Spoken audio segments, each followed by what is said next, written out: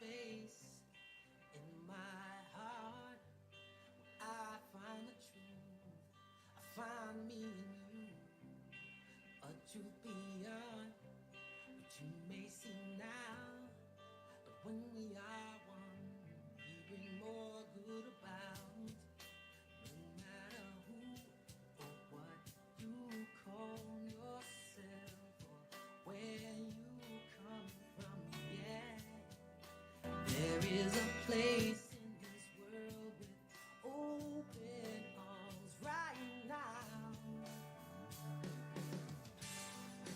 Welcome to love, welcome to peace, welcome to our community. Be who you are, let your light shine. We're so much more when we unite. You are welcome here. You are welcome here. I see with new eyes, allow and unfold, embrace and let go, trust the flow. There's a freedom in love when you follow your heart. Together we are stronger than we could ever be apart. No matter who or what you call yourself or where you come from, yeah. There is a place in this world with open arms right now. Welcome to love, welcome to peace, welcome to our community. Be who you are, let your light shine. We're so much more when we unite. You are welcome here. You are welcome here. Breathe in and out, slowly feel all that's around you. All that you feel, all that you know, let it go. Welcome to love, welcome to peace, welcome to our community. Be who you are, let your light shine. We're so much more when we unite. Yeah, when we unite. Oh, we unite. Yeah, yeah. When we unite. Yeah, yeah. You are welcome here. Love is welcome here. Peace is welcome here. You are welcome here. Good morning and welcome everyone to Center for Spiritual Living Ocala. It's a beautiful day in the neighborhood, isn't it? I like reverb. Welcome, welcome, welcome. I am Reverend Cindy Grimes, and I am so grateful that you are all here this morning. I love seeing this beautiful crowd. You know, when you sit up front, you don't know who's there until you get up and you look and go, wow, look at all the people here and their beautiful faces. So, how many of you are first-time visitors? Beautiful. Wow. Yes, welcome. Welcome. You'll see we're a little bit different here. I don't know if you what you're expecting, but it's probably not even going to be that. I don't know. I'm just knowing that it's going to be even better. Yes, ma'am.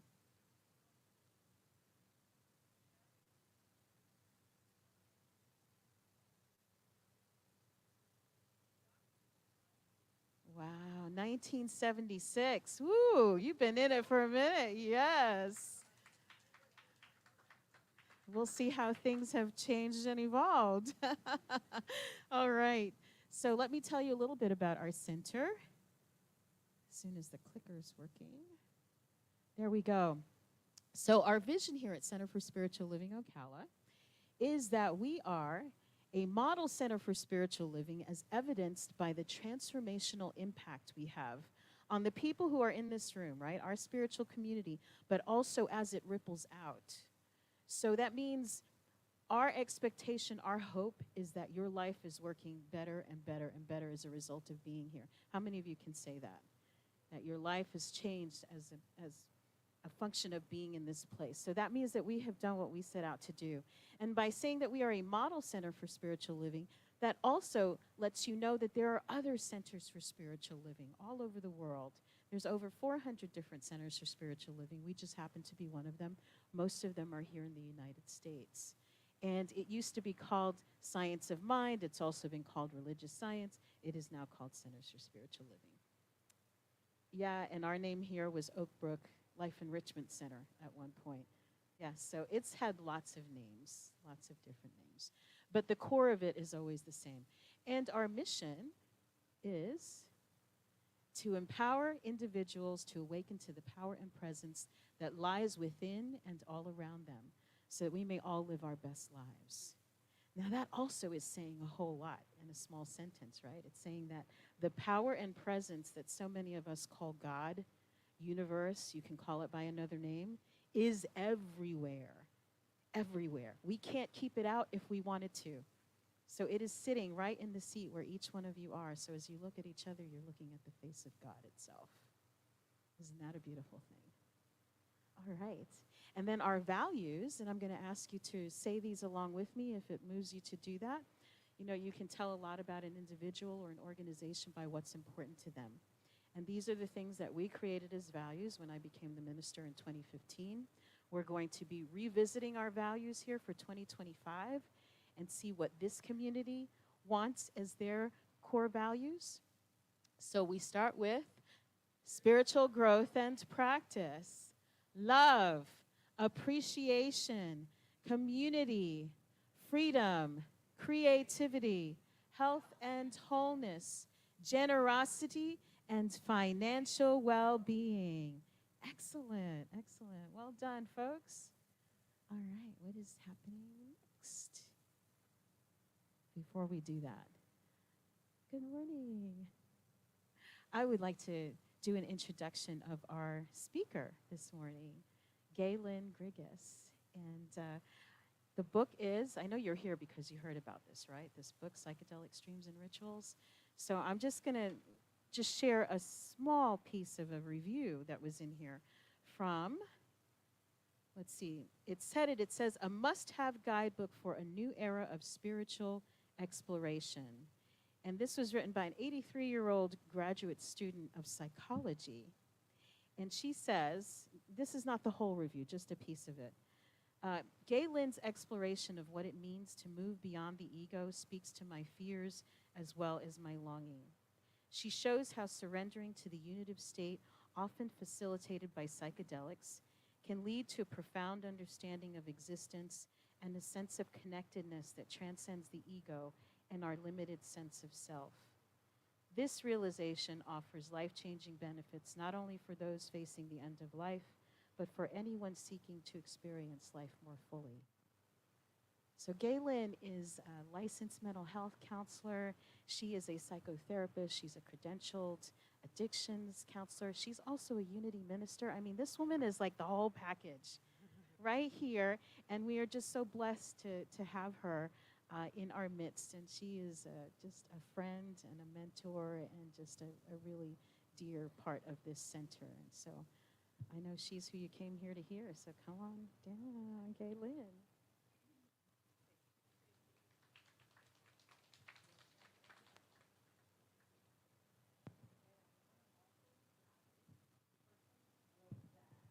Yes, you're here. Is Linda. If you just take a stand for just a moment and thank and appreciate her for writing that lovely review. Thank you, Linda. Yes. And we have Joyful Expressions that is going to lift us with the medicine of their music so dynamically. And this song is one that I selected. They're going to sing it. I'm going to do a little meditation in the middle of it, and then they're going to come back in and sing it again. Is that correct? Did I get the flow? Yes. And can we request that the house lights be brought down?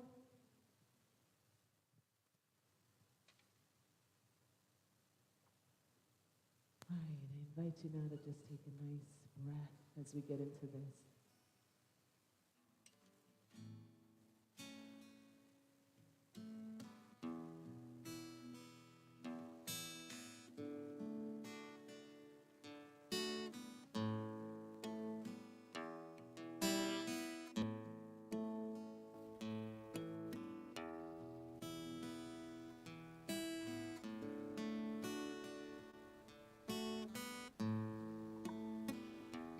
Lord, prepare me to be a sanctuary,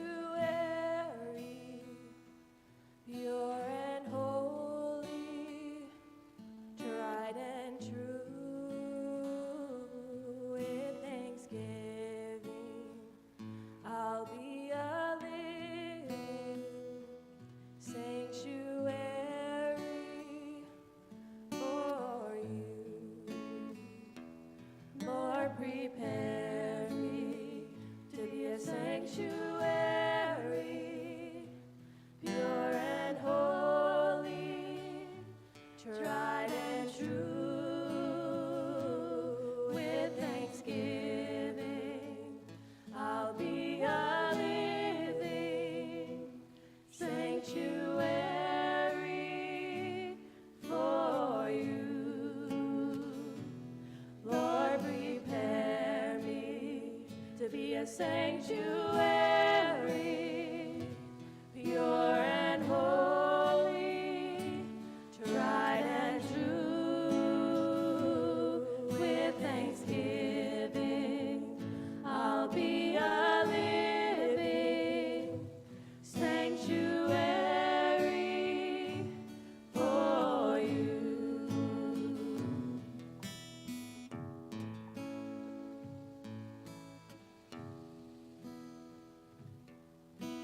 And this is our prayer today. Lord, let my beingness, my body, my mind, and my spirit be a sanctuary, tried and true. Allow that spirit to fill you today as you listen to these words from this poem, Salutation to the Dawn. Look to this day, for it is life, the very life of life. Within its brief span lie all the verities and realities of our existence. The bliss of growth, the glory of action, the splendor or beauty. For yesterday is but a dream, and tomorrow is but a vision. But today, lived well, makes every yesterday a dream of happiness, and every tomorrow a vision of hope. Look well, therefore, to this day, and we allow ourselves to be that sanctuary for the Spirit, the whole Spirit, the Holy Spirit, to live and breathe in us.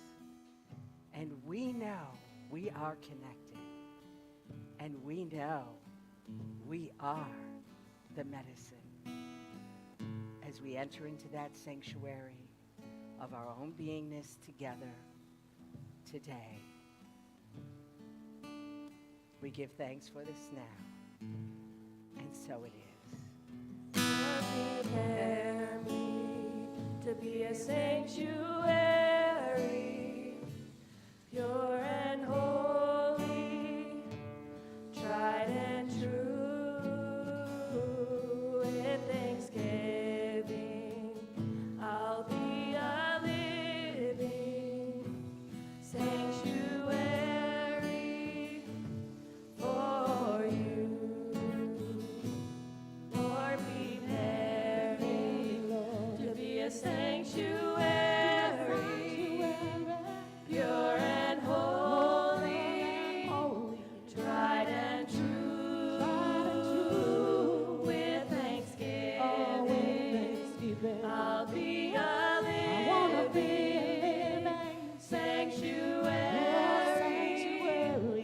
for you.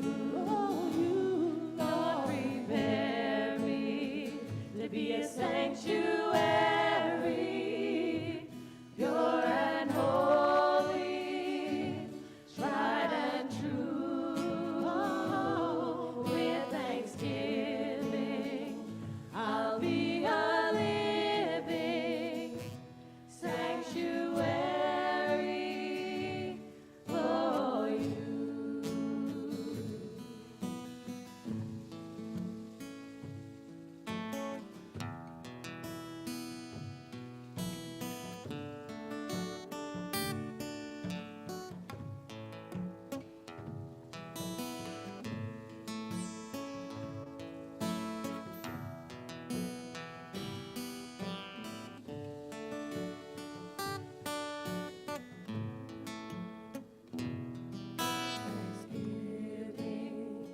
I'll be a living sanctuary for you. With thanksgiving, I'll be a living sanctuary for you.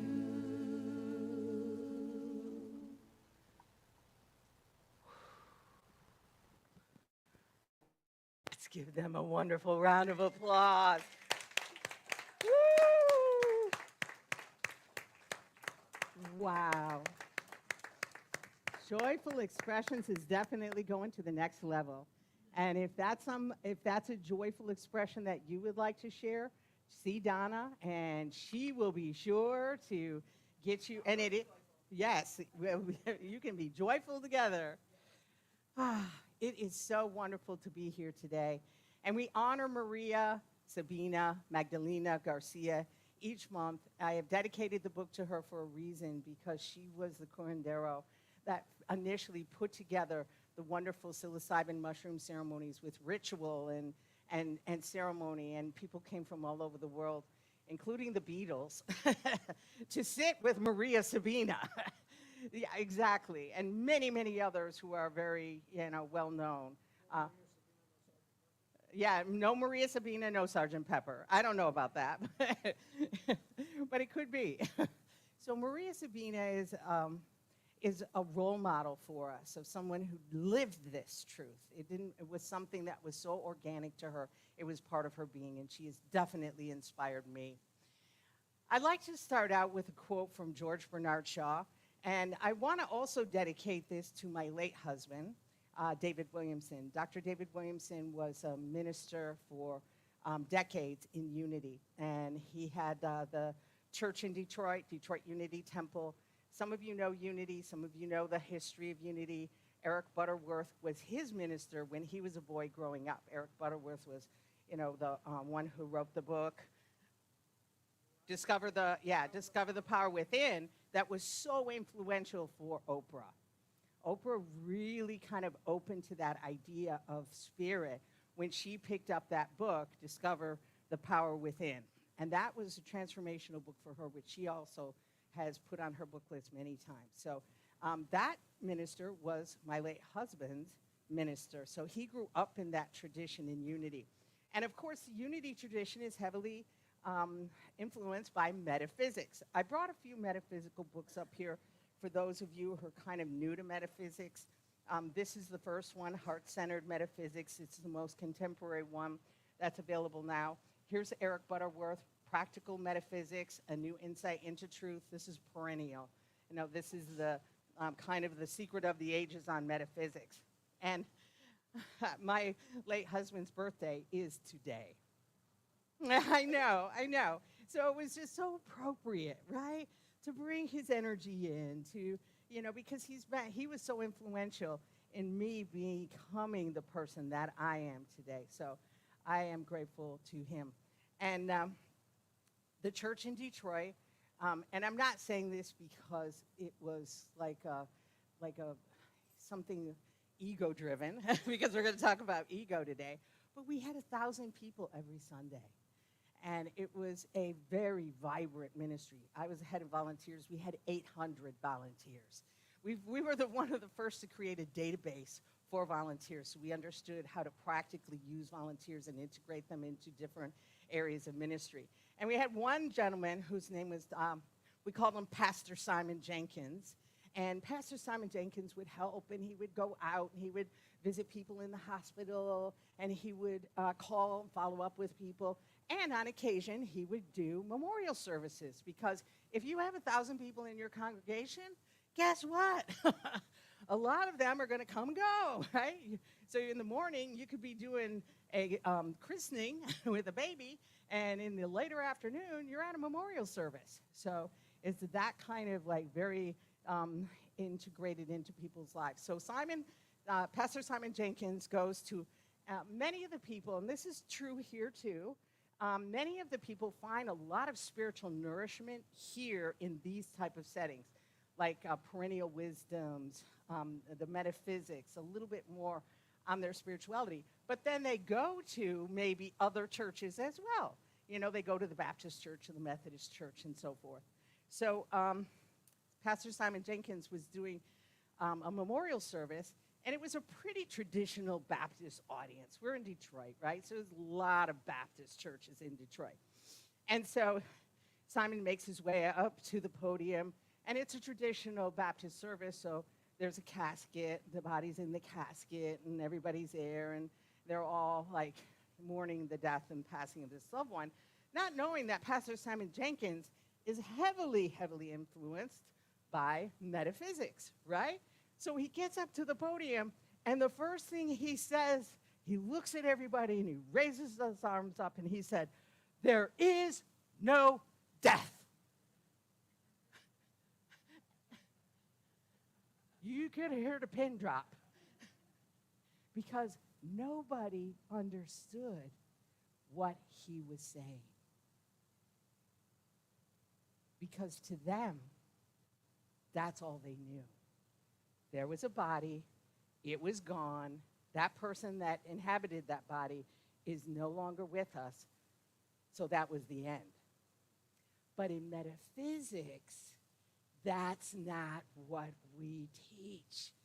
We know a different story. And so that's the story that I want to immerse you in today. Understanding ourselves beyond this physical body, beyond the ego. And we're going to touch into a little bit ego this month, and then I'm going to touch into it a little bit more of ego next month too, because it's a lot to try to digest, but I'm going to do my very best. So here is one of my late husband, David Williamson, Dr. David Williamson's favorite quotes, and I did include it in the book. "I rejoice in life for its own sake. Life is not a brief candle to me. It's a sort of splendid torch, which I have gotten hold of for a moment, and I want to make it burn as brightly as possible before handing it on to future generations." Isn't that a great quote? What a vision and a mission statement for your life, right? That's it right there. I want to live so fully, and I want to let this flame burn so brightly that then I get to hand it over to the next generations to come. And that's what we're about here, too.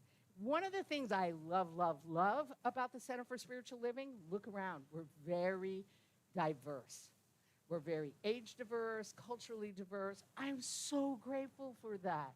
And that is a part of our bright flame that we carry and that we can pass on to future generations. Monsieur Iliad indicated from his study of paradigms in religious experiences through non-ordinary states, we are being open to the life of spirit.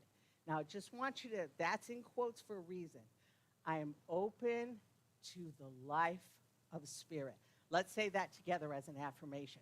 I am open to the life of spirit. And in doing so, our existence is no longer perceived as separate. Now, if there's one thing that the ego wants to do and does consistently incredibly well, is to make us feel separate. We are not separate, my friends. We are not separate. We are one in the spirit, open to that. And in doing so, our existence is no longer perceived as separate. In our journey, if our journey and our existence is perceived as separate, through the lenses of the ego, we become fearful prisoners in a prison cell we have created for ourselves.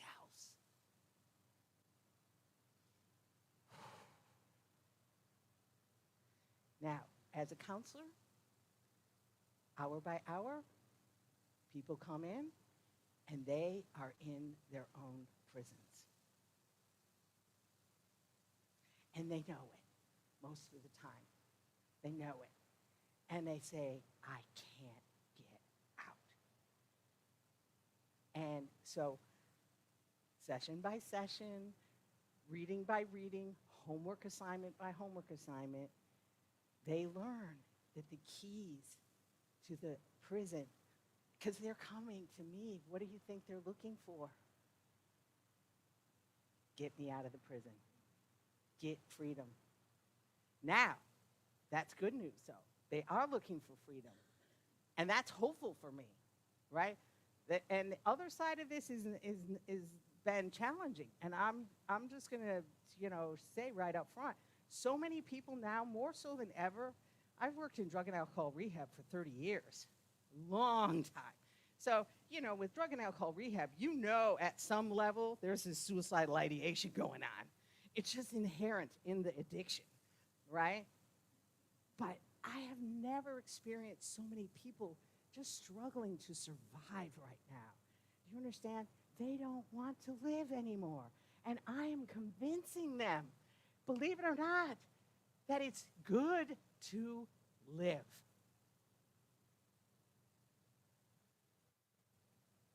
And that's why it's so important to understand the role that the ego plays. Because the ego worships what?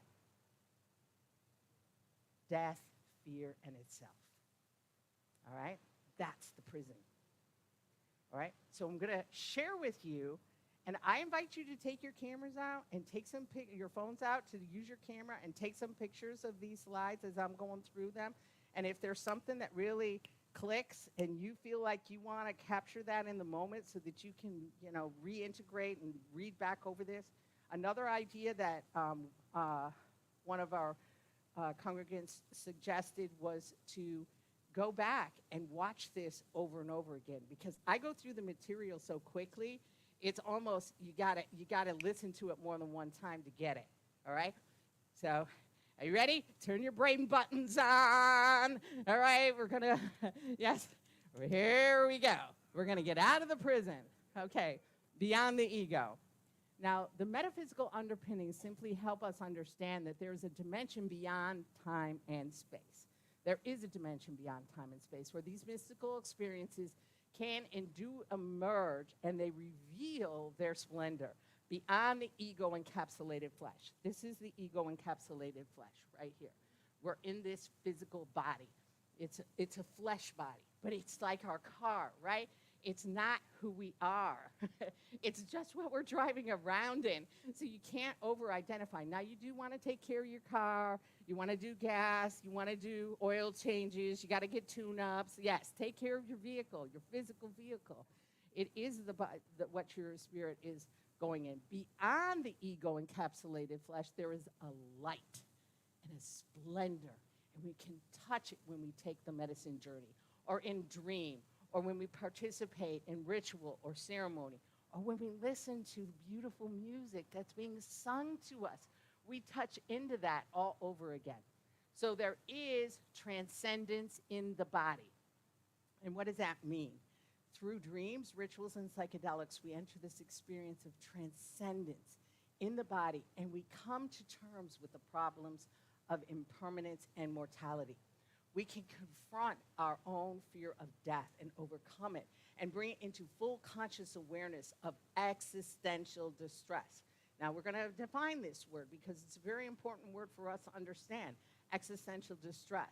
And in the process, we can experience our identity and release ourselves from the emotional and psychosomatic healing of suffering at the end of life. Many people come to their end of life with trepidation. Many people come to the end of their life with fear. Many people come to that end and they don't know how to handle it. And we'll talk a little bit about that because all of us are going to go through it. We're going to help other people through it. I'm going to help you through it. And my gosh, I hope you help me through it too. All right? Let's just make this agreement. We'll help each other through this process. Living our dying. So we are all invited to enter into this transpersonal dimension by facing our dying more consciously now, helping to lead us into transcendental dimension of existence. That didn't come out very smoothly. Let me do that again. Transcendental dimension of existence, to discover more of our identity beyond the physical body and the ego. Now, if you look at social media today, what do they really highlight? Ego, right? It should really be like Ego Book. It should be Facebook. And maybe I just reinvented it, you know? It's all about ego and what I want to show and what I want to share and how I want to look and how I want to present myself to the world. So immortality is different. All of us are immortals. Some of us just recognize this now. And this was a message that was clearly given to me that was to be shared. All of us are immortals. You are an immortal being. So turn to someone on your right or your left or maybe behind you and say to them, you are an immortal being. Yes.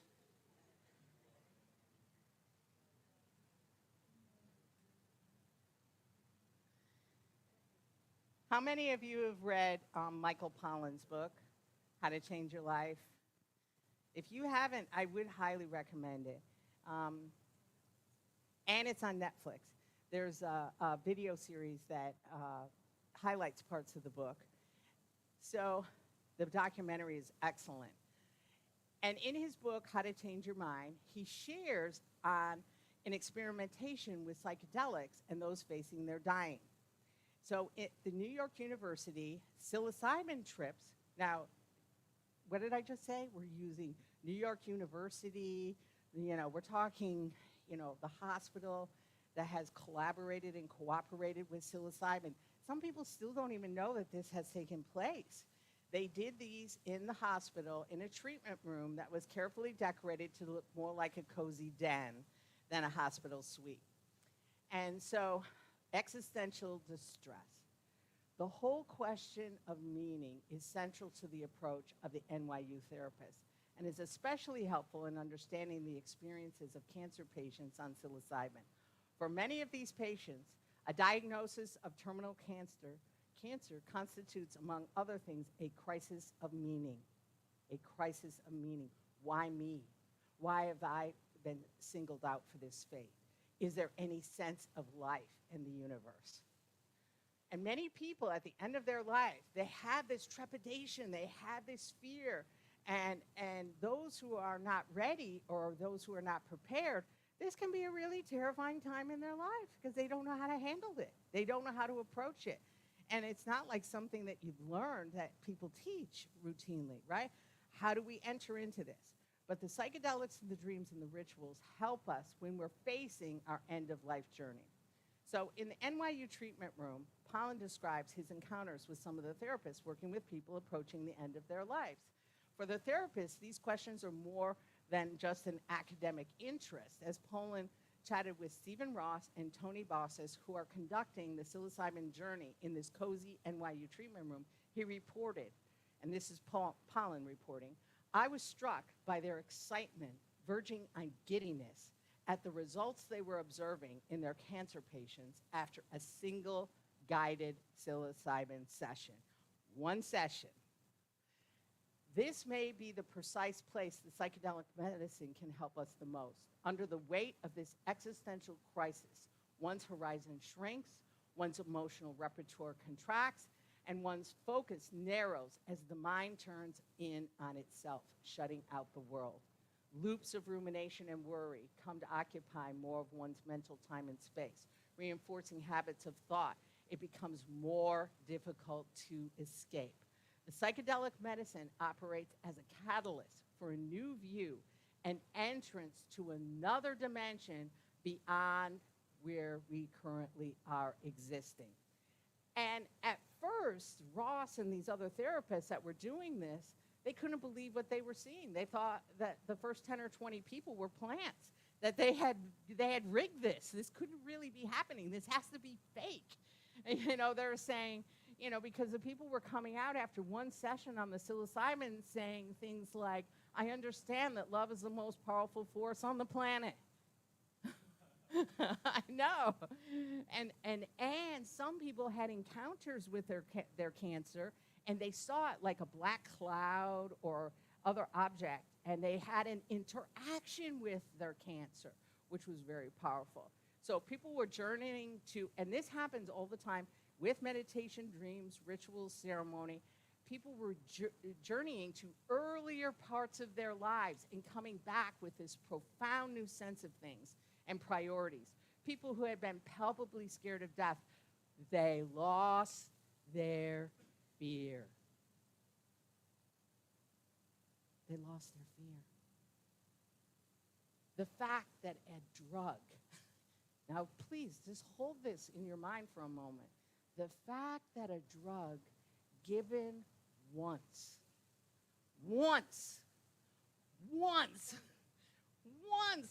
this is fungi. This is the mycelium network. This is what is already naturally here. The fact that a drug given once could have such an effect and for so long is an unprecedented finding. We have never had anything like it in the psychiatric field. So what this then means is we are recalibrating the way we die. So Pollen continues with his interview with Bossis. As a palliative care specialist, I spend a lot of time with dying. People don't realize how few tools we have in psychiatry to address existential distress. Yes. And existential distress, let's just be clear what this is what psychologists call the complex of depression, anxiety, and fear common in people confronting a terminal diagnosis. And Xanax isn't the answer. Can I say that again, please? Xanax is not the answer, all right? It just doesn't work that way. And friends, I just got to say, working in drug and alcohol rehab for all those years, I was not just helping people detox from opioids. I was helping people detox from Xanax. And I'm saying that with a little grit behind it because they don't tell people that you can become addicted to this in a very short period of time, like weeks, and you start to crave this. And then if you just say, well, this is what my doctor told me to do, and I take it and take it and take it, which happened to so many people. I cannot tell you how many people are not here today because They didn't ask questions. So we have to ask really good questions, right? Is there any side effects to this? They don't, and if they don't know it, then you better go read about it, so you can make informed decisions for yourself.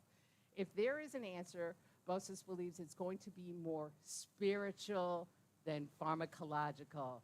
The answer is spiritual, my friends. It isn't in a pill. And people come to me all the time and say, well, should I take this pill? I said, I can't make that decision for you. You have to make that informed decision for yourself. But I'll tell you, your answer is not in that pill. And they think it is. We've been convinced that our answers are in the pharmaceutical realm. And there are some, yes. I am very happy antibiotics exist. And when I need an antibiotic, I want to be able to take an antibiotic. But some of this other stuff, and we're going to find in years to come, they're going to look at what we did with a lot of this pharmaceutical medicine and just go, I think we maybe prescribed a bit. Yeah. So how do we explore this, he asks, if psilocybin can recalibrate how we die? So here's where this comes in then. How does it actually happen? Michael Pollan interviewed Catherine McLean, and she was a former Johns Hopkins psychologist. Remember, Johns Hopkins did all the trial studies as well. Many people, and some that I know personally, either guided those sessions or participated in those sessions. McLean reported, when you're facing your death, you're losing everything you know to be real, letting go of your ego and your body, and that process can feel like dying. Pollan continues, the experience brings the comforting news that there is something on the other side of that death, whatever it is, the great plane of consciousness. Many describe their experience of this transcendence as a plane of existence that is infinite and a place of pure love. Now, meditation can connect us with that. Prayer can connect us with that. We can connect with that through music. We can connect with poetry. We can connect with ritual and ceremony. And we can connect through psychedelics, dreams, and rituals. And those really are like the way that we can navigate this time and preparing ourselves as well as preparing our loved ones. I got to meet Michael Pollan. All right, little fangirl here. I was at the MAPS conference in Denver, Colorado, and my friend from Europe was there with me, and we were walking through the crowd, and all of a sudden we saw Michael Pollan, and so the two of us were like little fangirls, right? It's Michael Pollan! We gotta go get a picture with him. So he was very gracious, and he was speaking at the conference, and part of what he was sharing is during the non-ordinary states, there's a lifting of the veil to the possibility of new planes of awareness, and a reassurance that there may be something greater than the ego self. This may be comforting to know the journey continues, and there is continuity. There is something on the other side. We just might be in unity with the infinite. We are in unity with the infinite. So just kind of place your hands on your heart for a minute and just kind of come to that space inside and take a breath.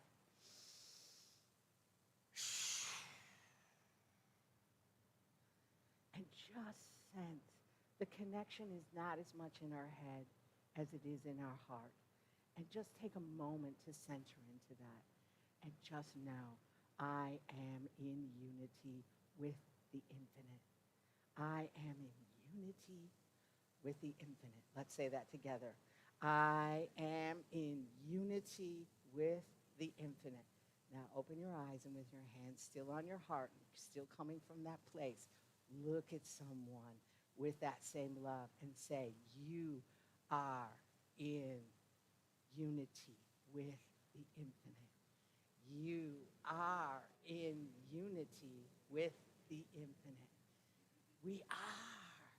See, we know that here. It's not something theoretical, all right?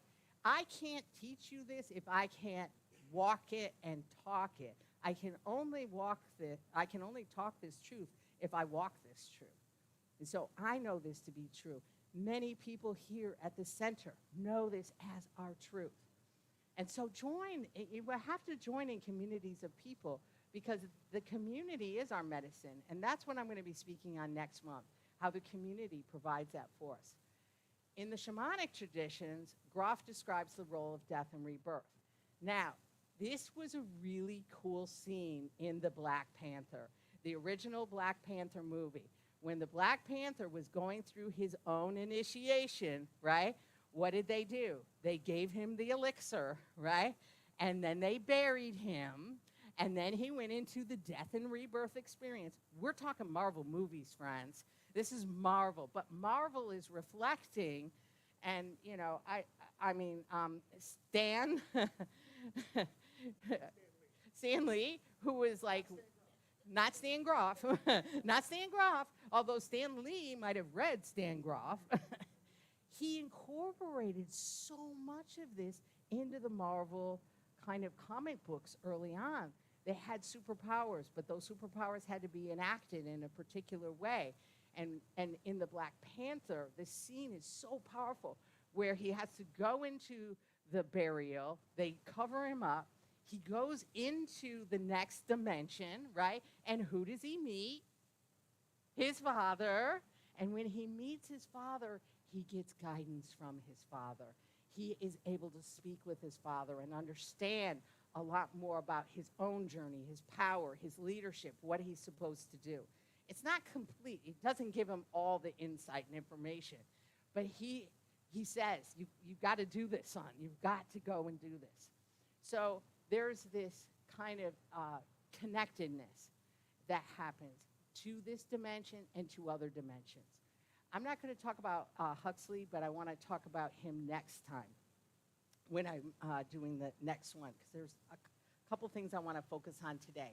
By undergoing the death and rebirth in the initiatory crisis, shamans lose their fear of death and become familiar and comfortable with its experiential territory. As a result, they can later visit this realm on their own terms and mediate similar experiences for others.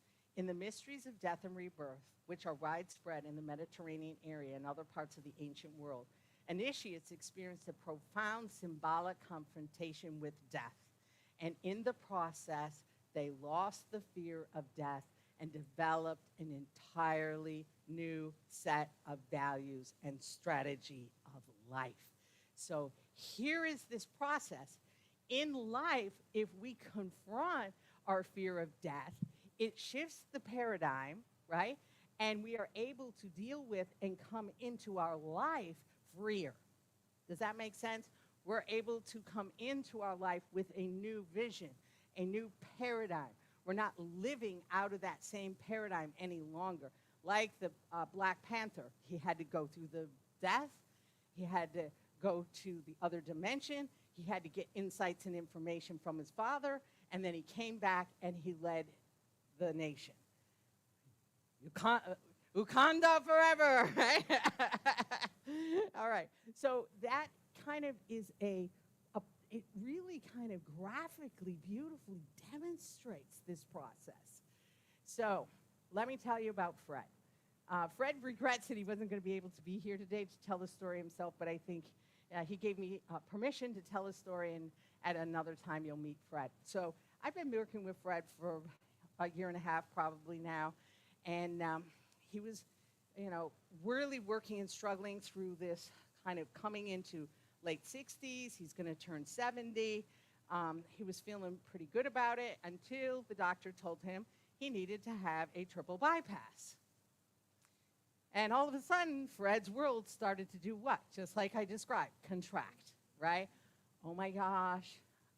And it was more powerful in one sense because Fred's father had died at the age of 70, the exact age that Fred was, while having triple bypass surgery. So Fred comes to me and he says, what do I do? I'm scared. I'm worried. I'm like, I might not make it. and my dad didn't make it, so he had no script. Now, see, this is really important, my friends. Please hear this. We have to have a script that goes beyond what our parents have lived. You see? See, he didn't have a male script of how do you live past 70. You get it?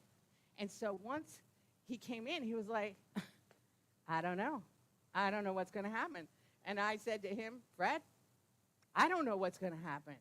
But what I do know is we can get ready for it. All right? So Fred worked diligently coming to counseling. Before we got, we were going to do a ketamine-assisted psychotherapy, but it was so close because they wanted to do the surgery so quickly, we didn't have time to do it. His doctor said no, because you got to get clearance to do the ketamine-assisted psychotherapy. This isn't just like we have a little closet with ketamine in the back room here. It doesn't work that way. It's a medicine. You have to get a prescription from a medical doctor that you pick up from a pharmacy. This is a real methodical process here. So Fred and I decided we would do a journey with no medicine, right? And invite all his ancestors, invite all his family, all the supportive people to be with him during this. So we did the whole 4-hour session, but we used no medicine and just let him see what was going to come up organically around facing his possible death. And so Fred did a really cool thing. He reached out and, I don't know why we wait until we get a diagnosis, right? So sometimes it's the diagnosis that kickstarts this. But we can do this before the diagnosis, my friend. He called all of his friends that he knew all the way as far back as he could, and he thanked them for being a part of his life. He thanked them for what they gave to him. He asked them, and see, here's another piece of this. A lot of us are really good givers, but my friends, we have to be good receivers.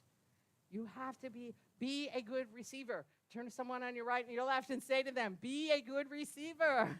Be a good receiver. You could have everything in the world available to you. It could be right here. I'm telling you, it's a banquet.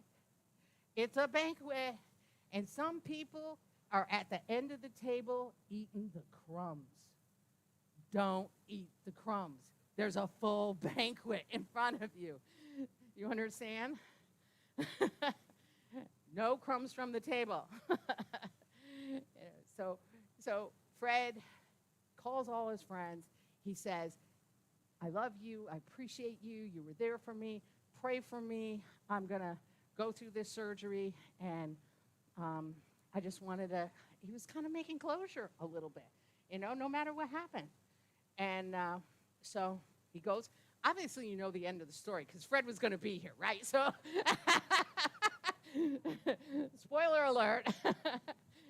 But Fred goes into the surgery, and he feels most certain that it was at the point because when they do this triple bypass, they actually have to disconnect your heart for a period of time, and then they reconnect it. And hope everything works. Normally it does. They do these routinely all the time. So he felt like it was at that moment when his heart was disconnected, he went into a full-blown vision. And he was in a mosh pit. And all the beings in the mosh pit were light beings. And every one of them was holding him up and passing him through this experience. And he said he couldn't believe the energy that was flowing through his body. It was just magnificent. And he felt like they had all just carried him through this. They were imbuing him with this golden light. And so he's in this mosh pit of light, and all these people are holding him up. And he just relaxes into it and receives it all. Just lets it fill him. And there is a part in this vision that he's having as he's in the triple bypass surgery miraculously remembering all of this, but it was so powerful, how could you not remember it? He comes to a door, and he looks at the door, and he's curious about what's behind the door, but the voice tells him, what? It's not your time. Don't go through that door yet. And so even though he's kind of like almost wanting to like reach for it, I'm sure I'd be curious. Like, can I just peek? Huh? Yeah. Yes, can I just, but he knows he can't be curious. He just needs to back off. It's not his time. He's coming back. And he goes through the surgery, comes out, and truly has conquered any angst or existential distress that he has around dying. It's over. He doesn't have that anymore. It doesn't exist in him anymore because he had this profound experience. Now, I want to say that he had this profound experience by just walking through his daily life experience. He has had some experiences with the ketamine-assisted psychotherapy, which kind of helps perhaps in some ways to open him a bit. But when it really actually came down to it, he had to walk through that. He had to know he was loved and supported. He had to know that there was nothing that he was going to be completely loved and supported through this experience and come back. So Stan Groff, who wrote The Cosmic Game, said people who have, during their lifetime, experientially confronted birth and death. Now, these are two thresholds, right? A lot of the angst that that people carry, it's when they came in and when they're going out.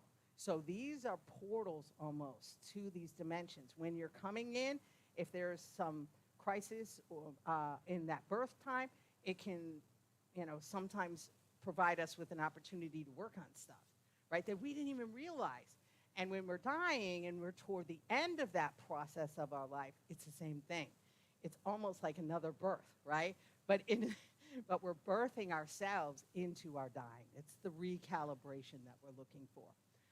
So those who have experientially confronted birth and death and connected with the transpersonal dimension had good reasons to believe that their physical demise will not mean the end of their existence. Their physical demise doesn't mean they're not going to exist anymore.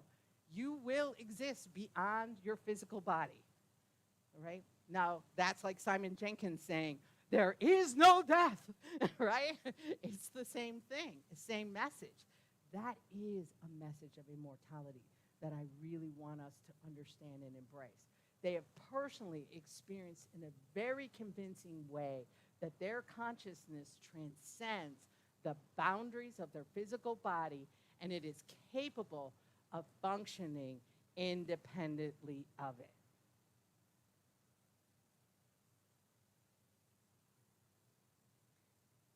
Transcending the boundaries of our physical body and a function.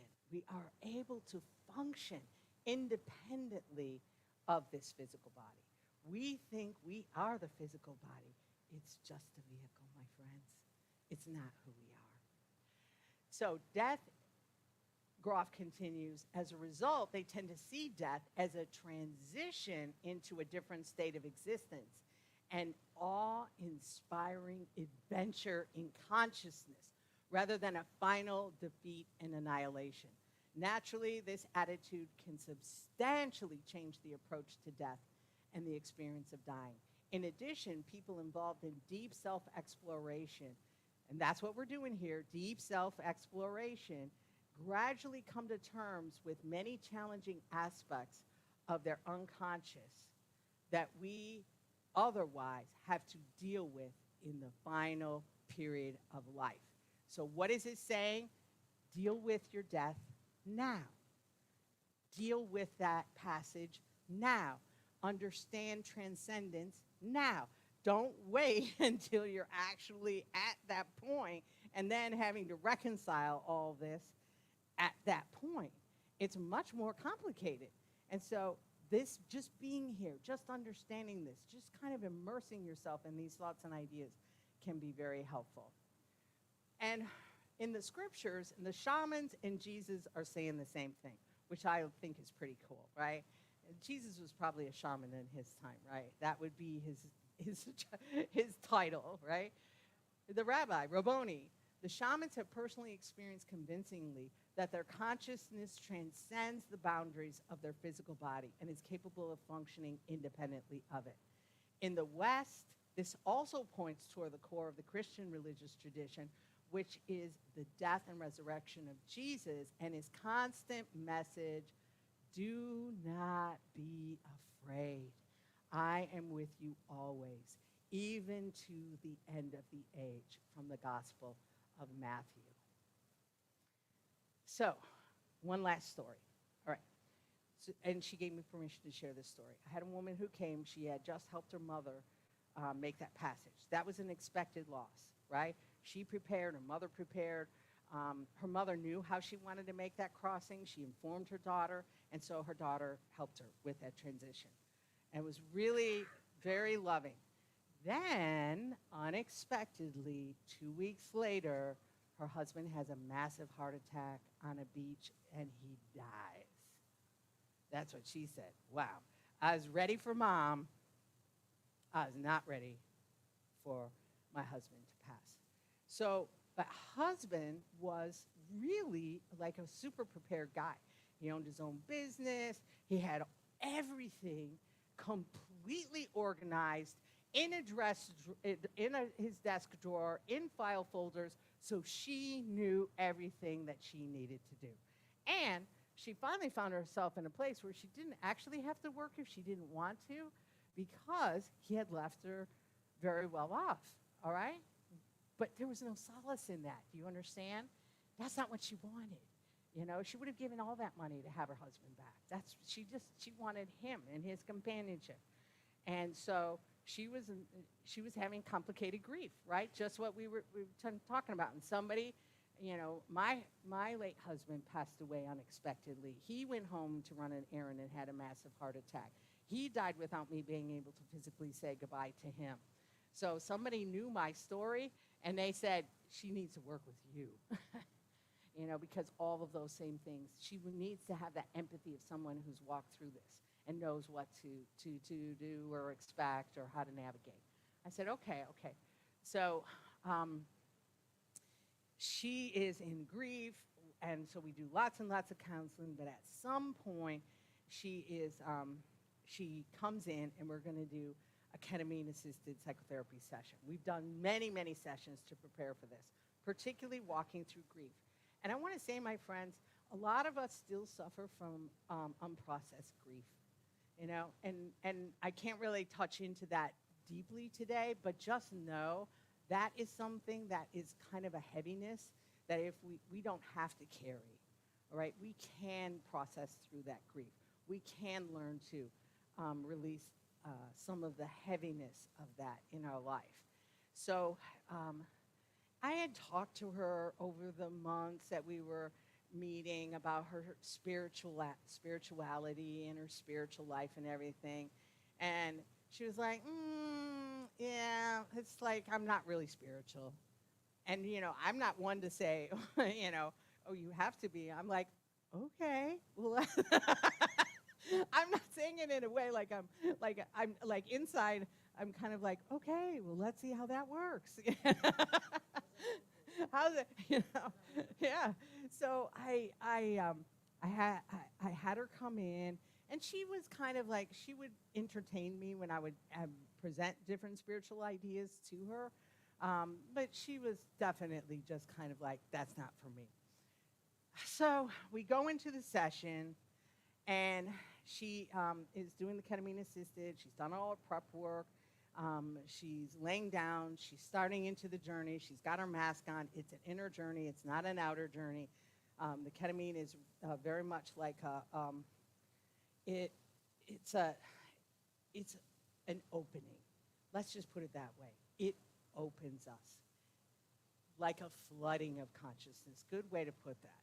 So she's in the beginning of the session, and she's like, all of a sudden she's like, oh my gosh. Oh my gosh. Oh, oh, Jesus. Oh, oh, it is Jesus. Jesus is here. Jesus is here in the room. And then she looks behind Jesus and she says, oh, my husband's behind him. My husband's brought Jesus here to me.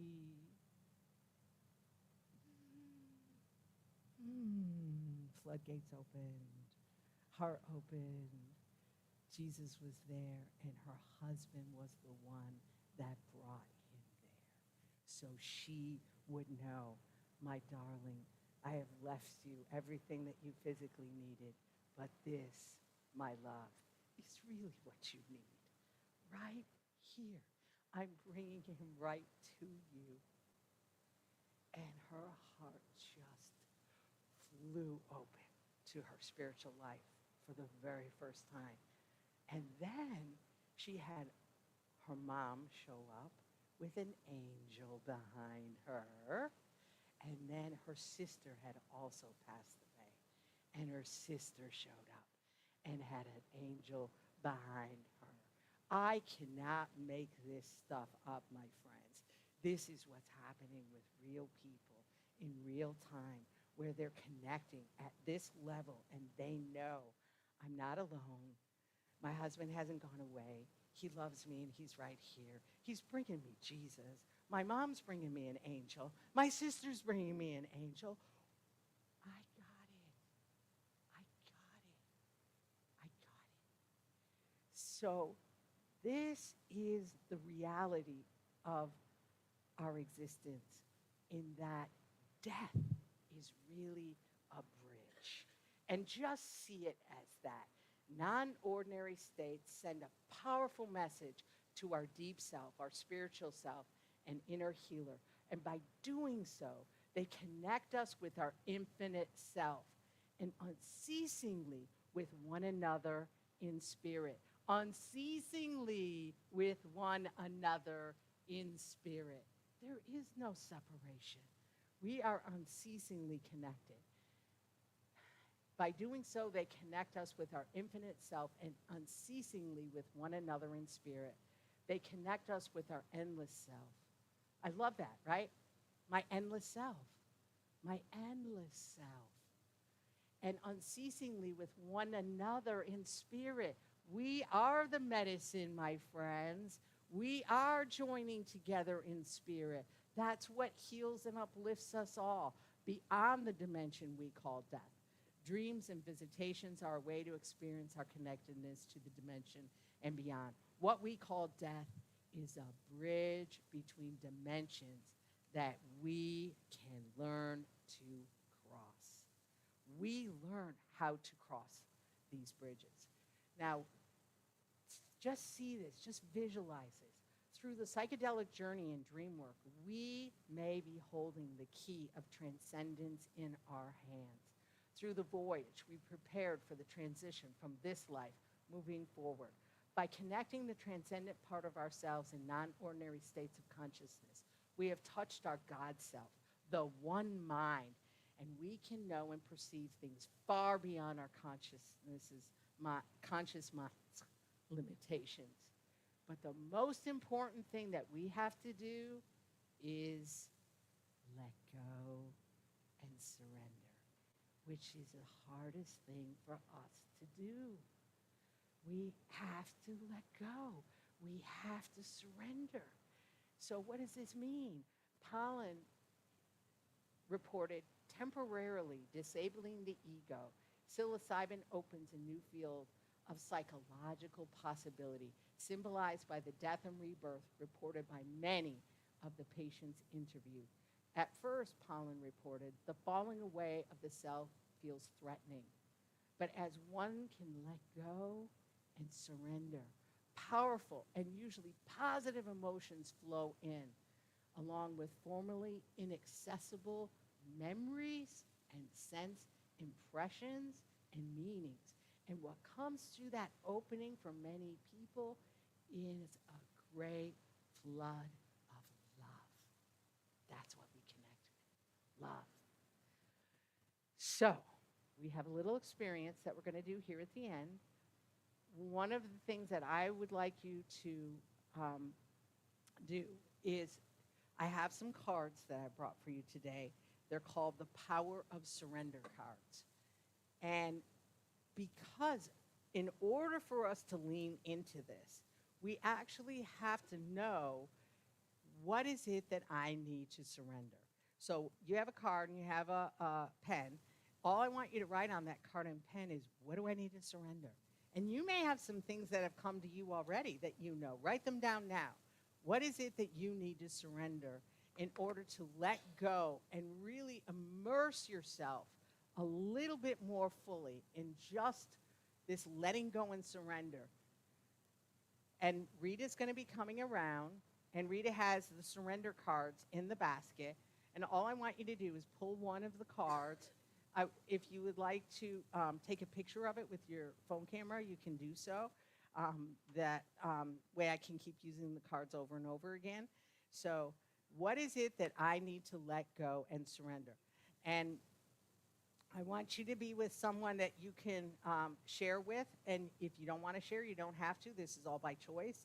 You choose what you share, what you don't share, or how much you share. Or maybe you just listen and hold space for the other person. That's fine too. So what is it that you need to surrender and let go of in order to more fully emerge into this experience of the transcendence? And Rich, I'm going to ask if you could just play a little tiny bit of music in the background as people are doing their, receiving their cards and writing things down. And Rita's coming around. Sure. What is it that I need to let go of and surrender? What is it that I need to let go of and surrender in order that I be able to have this kind of shift where I know I'm not separate, I'm not alone, I am an immortal being, I'm a spiritual being on a human journey, right? I'm not a human being trying to become more spiritual. We know that one, right? But how do we live it? And sometimes in our living it, we find that there's things that are blocking that. And some of it can be generational. Some of it can be old thoughts and things that we've learned from people who were well-meaning and thought they were doing their very best, but maybe their paradigm or their view of death doesn't quite fit for us. And we have a different view on how that end and that transition takes place.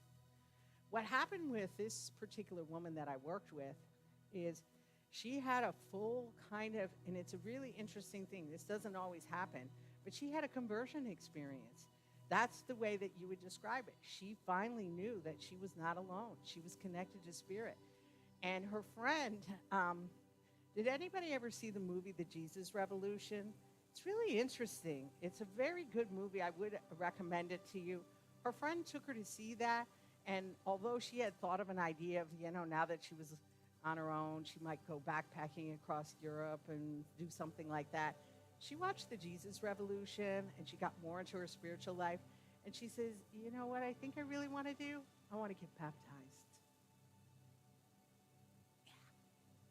She got it. See, that was her ritual and ceremony to make closure on her own inner experience, and she had that for herself. So once you get your card, and once you're able to kind of look at that a little bit, I want you to share with your partner and your partner share with you. We're just going to do a little tiny bit of sharing, maybe something that struck you from the presentation today, or also something that may be on your card that you need to be paying attention to, of letting go.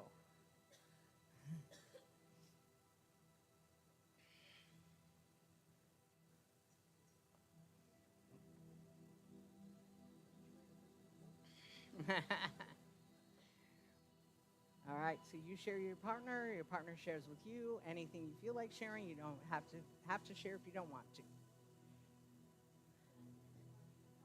Everybody have a card? Letting go. What do you need to surrender? Surrendering. And take a picture of it so you can keep it.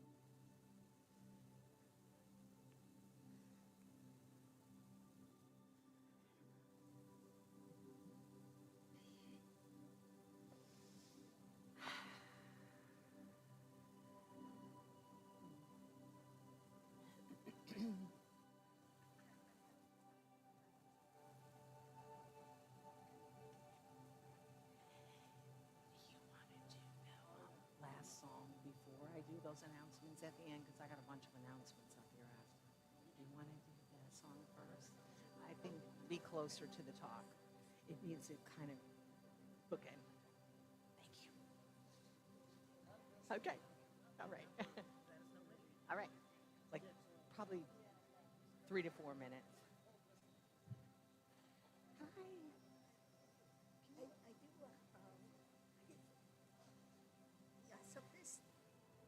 I would probably align myself very cleanly with that. Sure, sure. There's one right over on the table right there. No, So what did you do? I'll tell you in just a minute. Okay. All right. Just make sure each person's had a chance to share.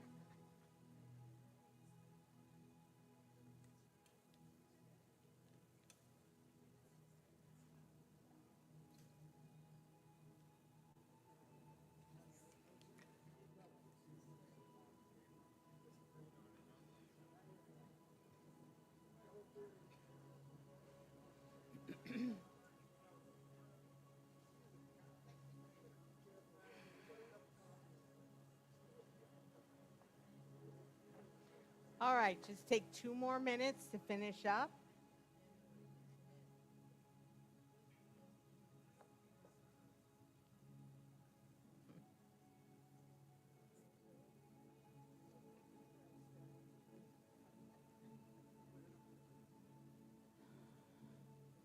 All right. All right, let's just bring that sharing to a close. Make sure each person had a chance to. And Rita's going to come back around and collect the cards. If you want a picture of it, take a picture of it. And now I have a special treat for you. Joyful Expressions. Joyful Expressions is going to a whole new level because this song that they're going to be sharing with you now is the end of this presentation, was written by Joyful Expressions just for you and just for us to help in bringing this message home. Do you have a name for this song? Called No Fear. No Fear. All right? No Fear. No Fear. And after a while, you guys will get it, so you're welcome to sing with us if you get it. Yeah, no fear.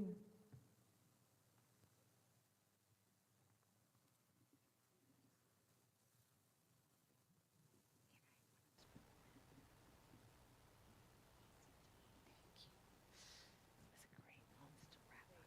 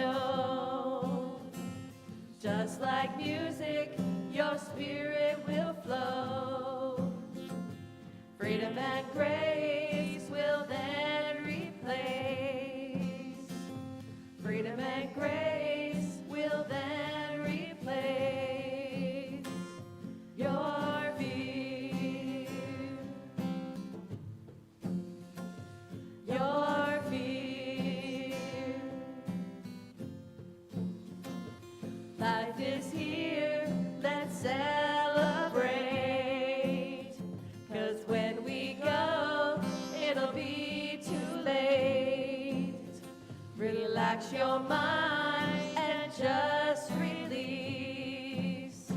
And then you'll know that you're at peace.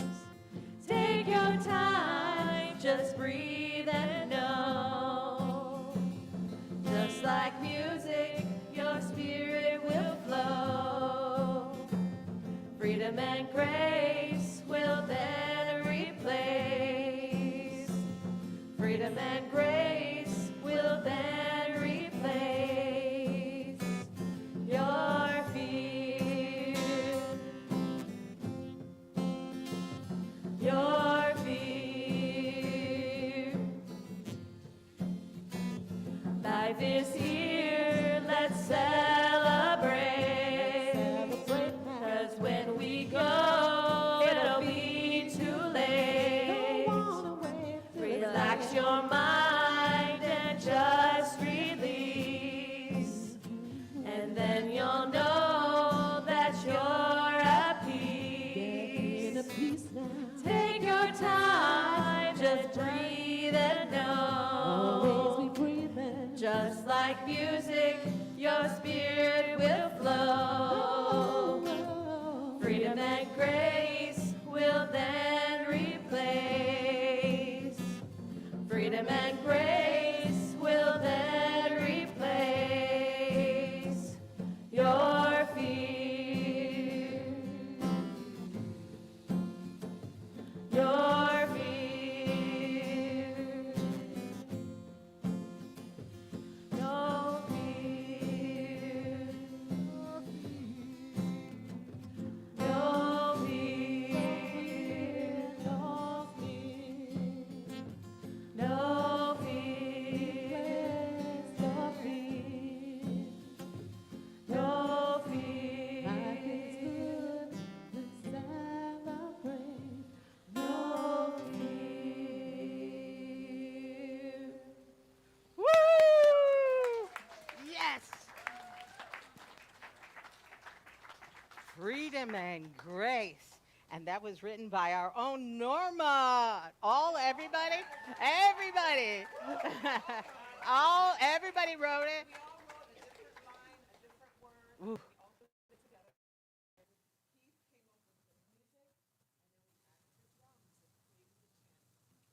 For today. Wasn't that magnificent? Woo! Absolutely stunning. Stunning. Freedom and grace will replace your fear. Freedom and grace will replace your fear. Yes. All right. So just a little touch on some of the things that I'm doing here at the center. I do traditional counseling Monday through Wednesday here in person and online. Our November topic is healing power of a loving group and creating intentional communities, which is what we are right here, right now. Yes. And so I'll be speaking on that. I do have an Inner Healer retreat that's next week, Saturday. If you would like to join in, those who are new are welcome to join. I need to hear from you ASAP, like today or tomorrow, so we can make sure if you already are an experienced traveler with me on these mini retreats, please just see me and let me know you want to come, especially if you already have your own prescriptions. So that's this Saturday. And then November, the first Saturday is the 2nd, and then December is the 7th if you want to plan in advance. This is where we do it. It looks absolutely stunning. This is actually where this wonderful spiritualized space, this space, this transformed. Doing it right here is quite amazing, actually. The equine and ketamine-assisted therapy, Pegasus Horse Wisdom. I'm going to take a little, put Sherry on the spot just a little bit. Sherry, if you want to stand up and just say anything about the Pegasus Horse Wisdom. We go to Sherry's farm, Tudor Farm, and this is her actual farm. It is stunning. It is gorgeous. It's a wonderful healing place where we do ketamine-assisted psychotherapy with the horses. There are a few people in here who've done it with me. Could you just raise your hand so you know what that experience, if you want to know about the experience from someone who's done it. Sherry, you want to just Yeah, this is just a unique take on this journey that you go on. And part of it, you have the amazing ability to connect with horses. And so those horses, not only do you connect with them beforehand and afterward, but they're there the entire time holding space. And you can see the white one that's there. That's the mare lady. She's standing out there as everybody's right inside the retreat pavilion. They're all around you, and you can hear them. You can hear nature, and it really just completely expands your whole sense of journeying there. So, yeah, so really glad to be able to provide that. Yeah, it's an extraordinary set and setting to be out on Judah Farm.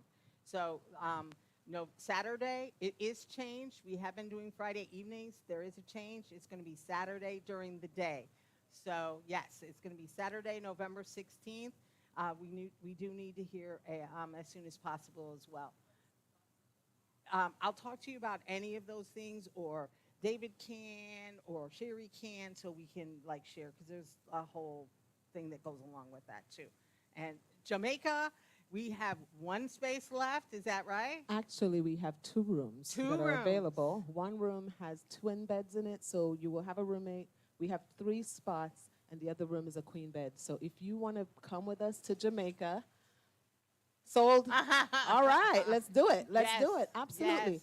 Because here's the thing. That being goes through, there's the queen. yeah, yeah. Which means we now have the twin spots Now we left, have- which yeah. means it's a roommated room. You know, the thing about it is when we created these wellness retreats, it was with the idea that because I'm Jamaican, I have this unique access to a whole nother space. And there's something about removing yourself completely from the environment and going in a different environment that just changes the perspective. You just get that more outsider view. And I can't think of a better place to connect to nature than Jamaica, right? And so we have gone through all these different experiences, and for us, the workshop happens in nature, so you guys get to go and do our favorite things in the island from some of our favorite people. So you get to go home with me, and you also get to be a tourist. You get to be family and tourist, right? All right. Yes, So when you leave, you have to speak patois afterwards because you're family. Yes, yes. And this is an unbelievably all-inclusive. The only thing you really have to pay for is your airfare. Everything else, food, accommodations, all the medicine. And here is this opportunity that we do have because we're going to be in Jamaica. Psilocybin is legal. And so we get to have psilocybin as our medicine that we're going to be sharing as a part of the journey. And it's going to be a very magical place because the island itself is medicine. And then and the medicine is from the island. So it's so integrated. I'm just very delighted to be have this invitation. David and I will be there with you and co-facilitating with Donna and Norma. So it's going to be spectacular. And books are available for purchase. Please write a review if you've read the book. And if you haven't read the book, get it, buy it, read it. It is a healing book. Yes, and please leave the review on Amazon. Free Psychedelic Integration Circle is going to be taking place today from 1 to 2 o'clock. You guys want to meet in my office or outside? We'll get a head count and see, maybe inside, maybe outside. And this is a peer-led, like-minded people. Haley Rivera Zimmerman is here. She's going to be co-facilitating it with David. They're going to be sharing in the group together. It's a safe place. And harm reduction. No fear. There is no fear. No fear. Life is here to celebrate. Thank you so much for being here today and taking part in this service and being on this journey with us. We love and appreciate you all so very, very much. Thank you. Yay!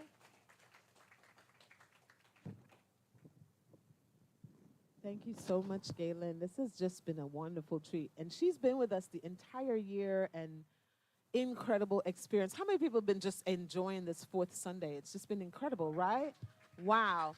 To talk freely and openly about something, especially to bring mental health to the forefront of our minds, to really kind of take the stigma away from that, and to really look at people, all of you, not just one little part of you. And as a nurse, I'm so grateful for professionals like you doing this work. So thank you so much. And thank you to Reverend Cindy for being the person to say, yo, let's do something different.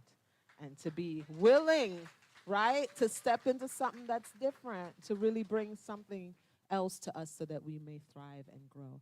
And at this time, we are activating our abundance by starting that law of circulation, y'all. So those of y'all who have that here today, if you give on a monthly basis, whenever you give, put your hand to your heart. But just know that we're doing this activation together. So as we do this, take a breath, because you got to get ready for the wonderful energy that's coming your way. As we say together, it is the nature of life to give of itself, as it is the tree's nature to bear fruit and the flower's nature to bloom. It is my nature to share the gifts of my time, talent, and treasure. I participate in the divine flow of life, giving generously and receiving abundantly. I am blessed and I am a blessing. I am grateful.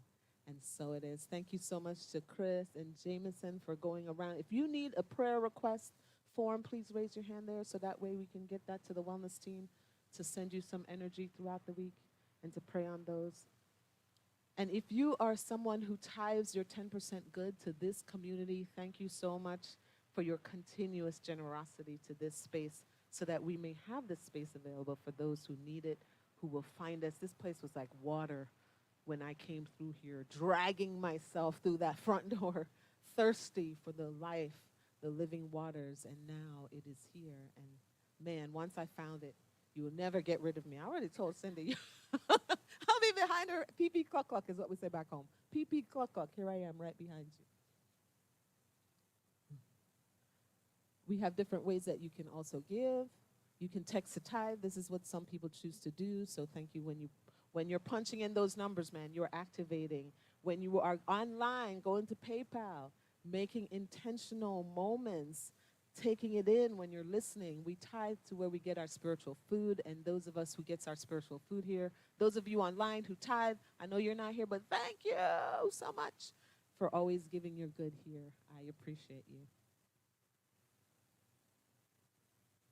How many people know this song? My money is like a bunny. It goes forth and multiplies. Send it now, let it go. It comes back to me in time. My joy is overflowing. I know God is my source. My money is like a bunny. It goes forth and multiplies. Thank you so much to Miss Karen Drucker for that amazing song. Those of us who listen to the earworms in our car, right? Thank you so much. And at this time, I invite you now to just get settled into your heart space as we bless the tithes and offering that comes into the storehouse, knowing that this place continues to thrive because of the givingness of this community, the community that has been here, the ones who have laid the foundation that we may be in this room, those who have had the vision, those who have wanted something in their community of Ocala, Florida, to be a beacon of this kind of work. Thank you. Thank you, the Spirit, every single Spirit, point of Spirit that showed up today in this room. Thank you. Your heartbeat has lent to this space to uplift us all. Thank you for your good that you put in the basket, for the prayer requests that you put in the basket, knowing that the answer lies in the very question itself. Thank you for showing up in the world as love and light and joy in a continuously prickly world from time to time. Thank you. And I also say thank you to Spirit for always knowing that the highest and best is always assured for me and everyone else, and for this center. Thank you. I release it knowing that it's already done, and so it is. Amen. All righty. Oh, there she is. How many people just love joyful expressions? Y'all, I'm so grateful for I'm so grateful for them, because I'm telling you, when we came in and we're like, you guys had a great idea, let's make a song. They were like, okay, we're down. It's so good. Oh, I just love y'all. So I'm going to close this out with a reading from our Science of Mind magazine from today's daily guide. And today's topic, greater confidence. And then a quote from Naya Rivera: butterflies can't see their wings. They can't see how truly beautiful they are, but everyone else can. people are like that as well. And from the spiritual universe and you, we have, I have never met a person who had a complete sense of being absolutely forgiven or who felt right with the universe. Who then ever condemned anybody else? And I never shall. Why? Because we can only speak from our own center. There is an integrity in the universe that will not lose the potentiality of its creativity, the wonder and the power of its might, and the glory of its action. We must bring ourselves to obey it. One of the oldest sayings in the world is this: nature obeys us as we first obey it. That has been proved in every science, in every invention, in modern medicine, and in our own field. But the world at large has yet to prove it spiritually. The universe is foolproof, but we shall have a sense of fear until our confidence in God and in life and in people is greater than our confusion. For our confidence to be greater than our confusion requires that we pack more emotional energy around our wins than our losses. Often we've been taught to dwell on our foolish choices and failed strategies, as if this were instructive. But we tend to recreate patterns of our hurt feelings repeatedly until corrected. We try to avoid exposure and embarrassment when all along we are life's gift to itself and absolutely teachable. What's more, we're apt to project this whole arrangement onto other people, eyeing them suspiciously while longing for their friendship. But when we get right with ourselves, we see we're in the company of no less than utter godlings. And our affirmation for today: I let every sense of depression or heaviness depart from my mind.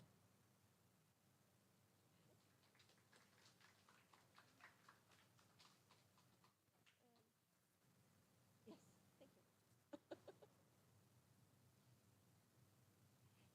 So we have an upcoming workshop that'll be coming up, hosted by put on by our Reverend Elaine, and it's Mediumship Demystified.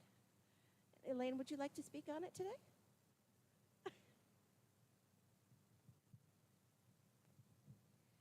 So everything that you learned today,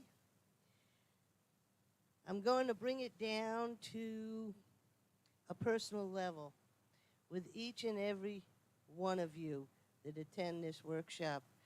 Mediumship is about healing. It's about connecting with those who are on the spirit side of life, your loved ones, your friends, your family. And I hope that you'll enjoy coming to this workshop. Thank you very much. And that workshop will be on Saturday, November 16th from 10 a.m. to 3 p.m. with a suggested love offering of $50. And I hope all of you who are interested, I'll see you there. Just as a point of clarification, that $50, part of that is going to go for your lunch. So lunch is going to be included, and the net proceeds will be donated back to CSL, okay? Thank you for that clarification.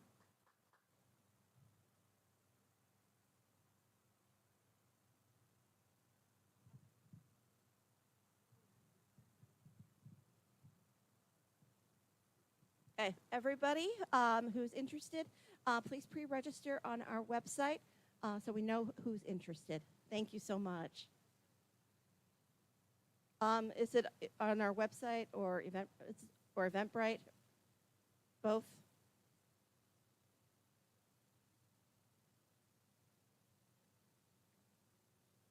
Okay. Okay, so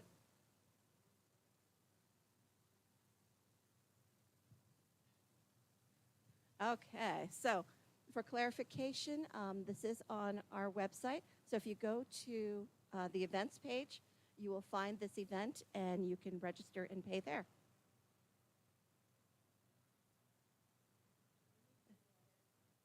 Yes, we do need to know ahead of time so we can plan out the lunch, make sure everybody has the materials they need. And thank you. And okay, this is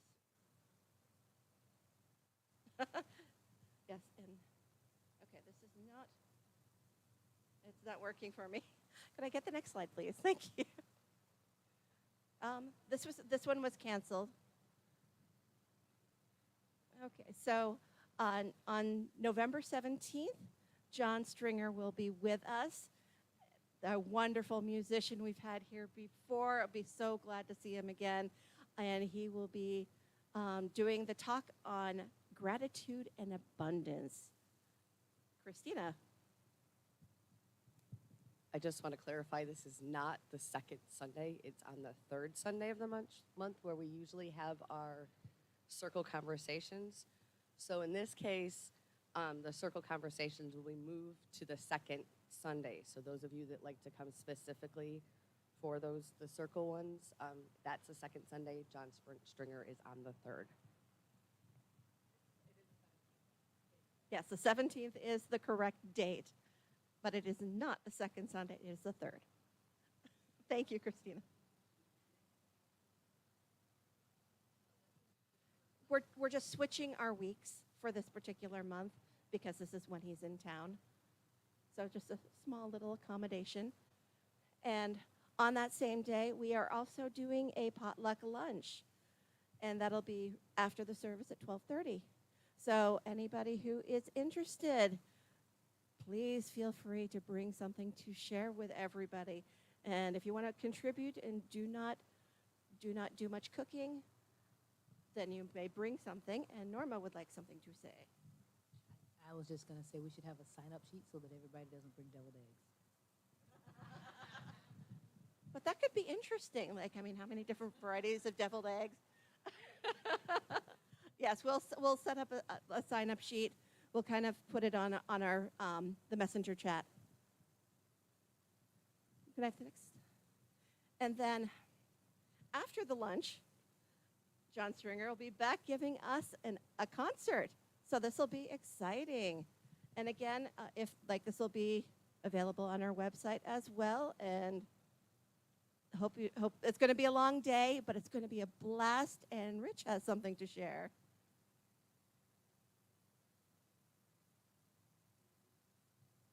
Okay, the time has changed. It is not 3 p.m. It'll be 1:30.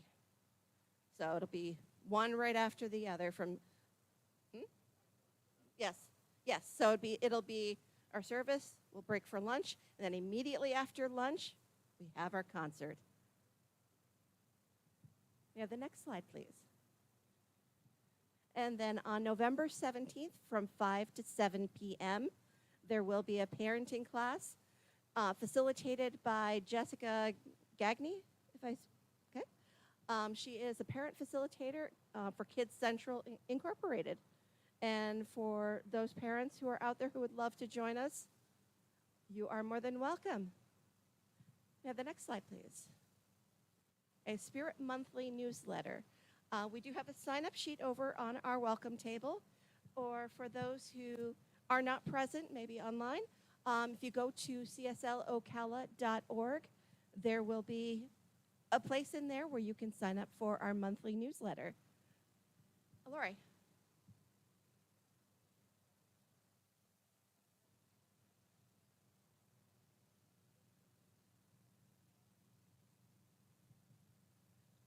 Thank you very much. So Lori wanted me to share that there has been a little bit of a problem with signups for the email newsletter, and until we figure that out, the newsletter is also available on our website. So if you are not getting it in your email, please go to the website until we figure out those issues. Thank you so much for your patience and your cooperation. And Cindy has something to share. I just want to tell you about next week because we didn't get a slide made up for it.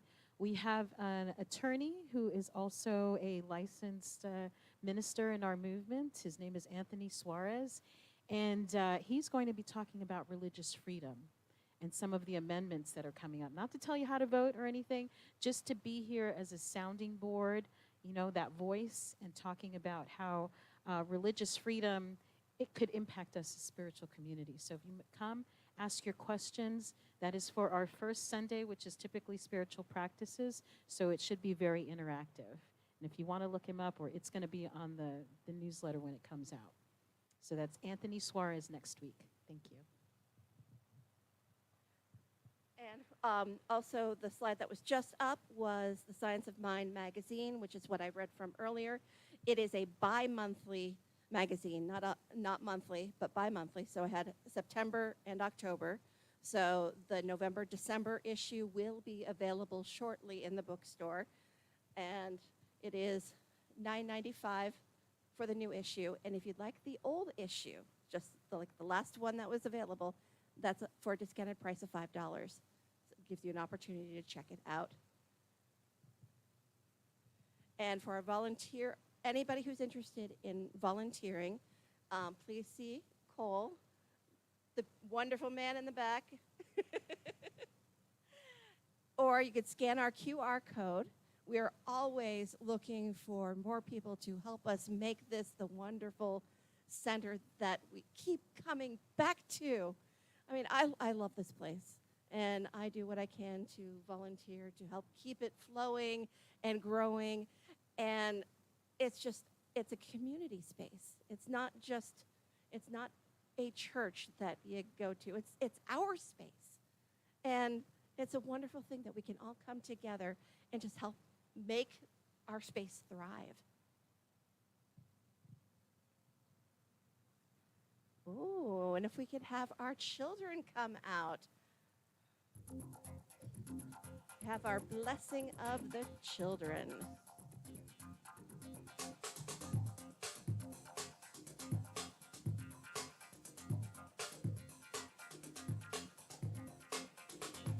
This little light of mine, I'm gonna let it shine. This little light of mine, I'm gonna let it shine. This little light of mine, I'm gonna let it shine. Let it shine, let it shine, let it shine, shine. Every day, shine, shine. You know you want to shine, shine. All around the world, shine, shine. Hey, everywhere I go. So how we do it, you see the words on our screen. What we do is we rub our hands together, build up that energy, and beam it at our kids. And we say to them, we honor you. We see your light.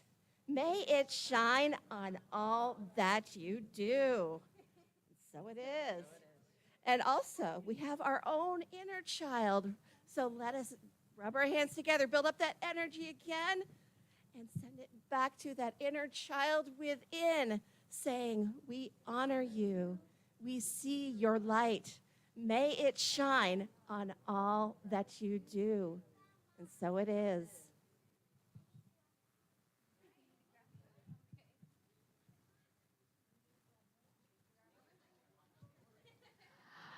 All righty, it's about 10 minutes till the integration circle. We want to give thanks to those ladies back there who've been working in the kitchen. There is food, so grab a bite to eat. We'll go ahead and bless it. Da-da-da-da, da-da-da-da, da-da-da-da, da-da-da-da, da-da-da-da. We thank you, God, for giving the things we need for living, the food, the fun, the friendship, the CSL family. Da-da-da-da. Neat, da-da-da-da, sweet, da-da-da-da, da-da-da-da, da-da-da-da. Let's eat, but let's say a quick prayer before we do that. All right, the light of God surrounds us, the love of God enfolds us, the power of God protects us. and the presence of God watches over us wherever we are. God is, and all is well. And so it is. Have a fabulous day, everyone. Happy Sunday.